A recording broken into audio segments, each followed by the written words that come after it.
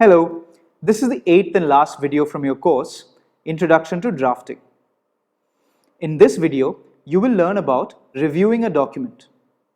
As you know, reviewing a document is perhaps the most important stage of the drafting process. It is your chance to make sure that the document that you send someone is of a very high quality, which means at the very least that it is completely free from error. You can learn from the reading material to this unit about the different levels of editing that is carried out on a document. In this video, we are going to review and edit an actual agreement. Let's start. So, on the screen, we see an extract of a particular clause of a shareholders agreement. Why don't you go through this clause and carry out a level 1 edit? A level 1 edit is typically the most comprehensive edit and consists of checking many different aspects of the document. While editing, note down your points that you believe require to be edited. Once you are done, move forward to see how well your editing went. Give yourself some time while editing this document. Remember, the editing process is typically a long process, takes time, and should never be done in a hurry. Okay, so first let's look at the heading of the clause. As you will read through the clause, you will realize that the clause describes the manner in which the board of directors will work.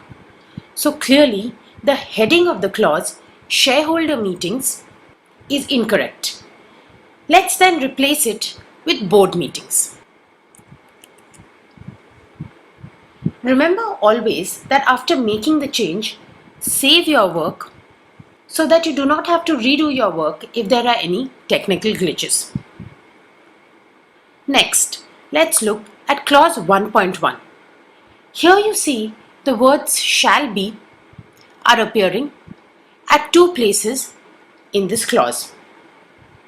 Read through this clause and replace the word shall be with the word is.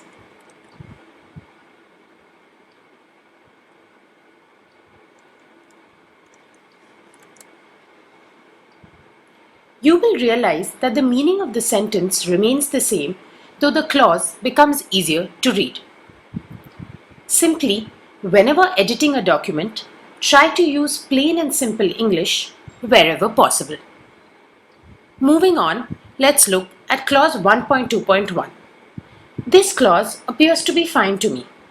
I don't think it requires any editing. If you do have any alternative suggestions in relation to how this clause can be drafted, please do post your suggestion on the discussion forum and we can discuss it further. Clause 1.2.2 is interesting.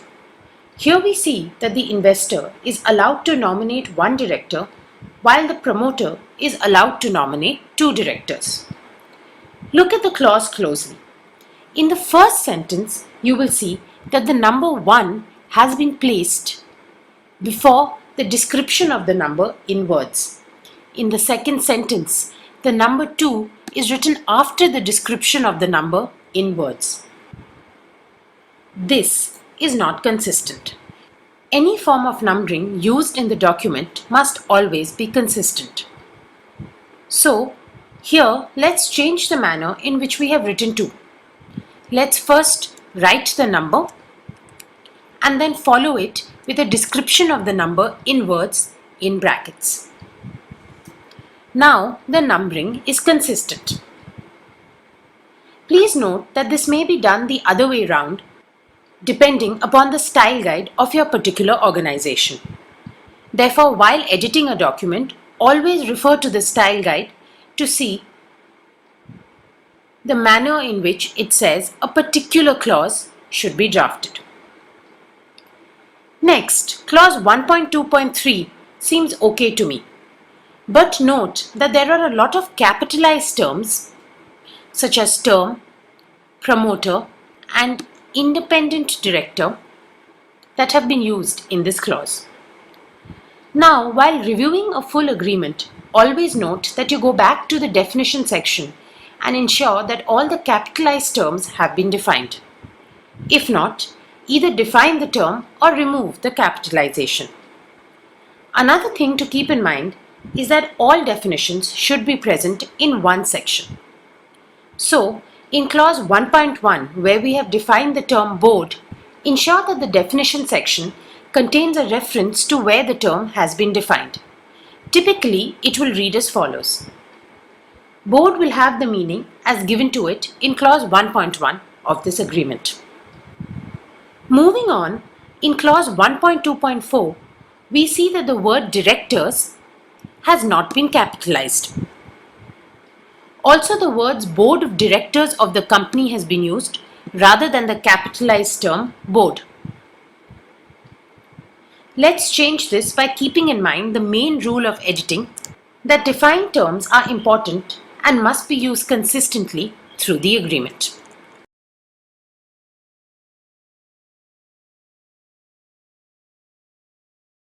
Further, if you see the term affiliate, you will note that it is again capitalized. Therefore, as discussed above, while reviewing, always note that you go back to the definition section and ensure that all capitalized terms have been defined. Next, we've reached clause 1.6. Clause 1.6 is not in sequential order. First, there was clause 1.2, which was then followed by clause 1.6. This is clearly not correct. The clause is incorrectly numbered. It should actually be clause 1.3 so that the clauses are in sequential order. Let's change that.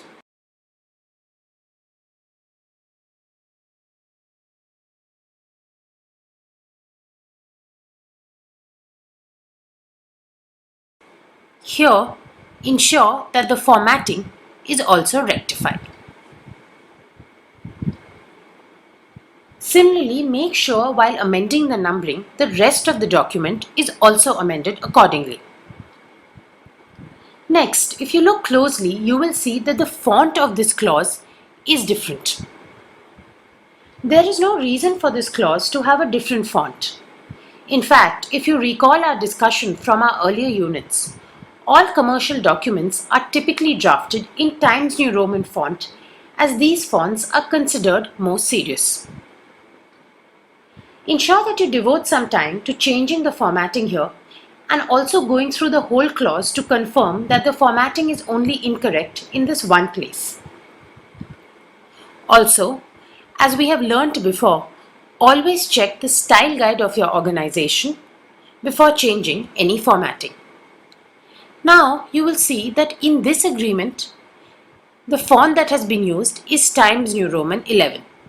So here, just change the font to Times New Roman 11.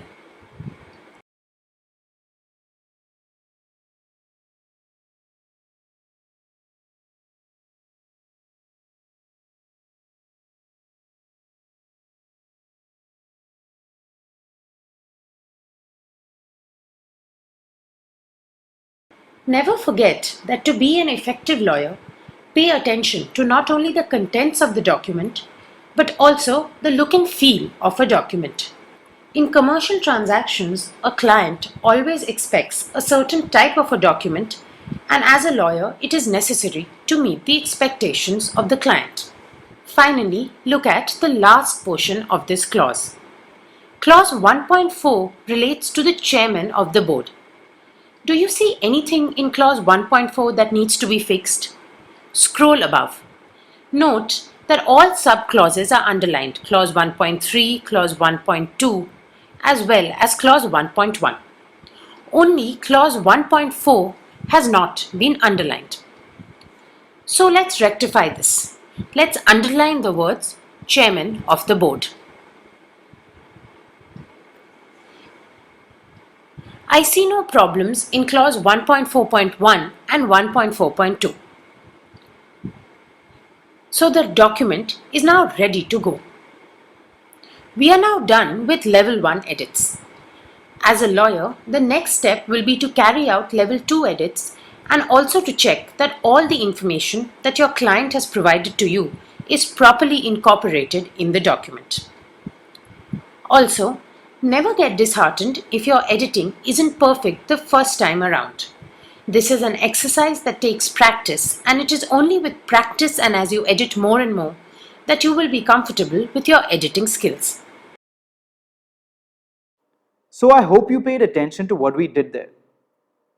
We checked to see if there were any glaring errors in the words that we used. Then, we made sure that we used the defined terms correctly and capitalized the first letters of some words where necessary. We also simplified the language in a few places to make it easier to read, and we corrected the margins and made sure that the entire document had a uniform look and feel. These are just some of the things that you will do when you review a document. Remember, this is a subject where there can be more than one correct approach. Please post your questions about reviewing documents and any solution that you feel is correct on our forum. We can discuss your solution and any other solution to see which one is better suited for a particular situation. Thank you for watching.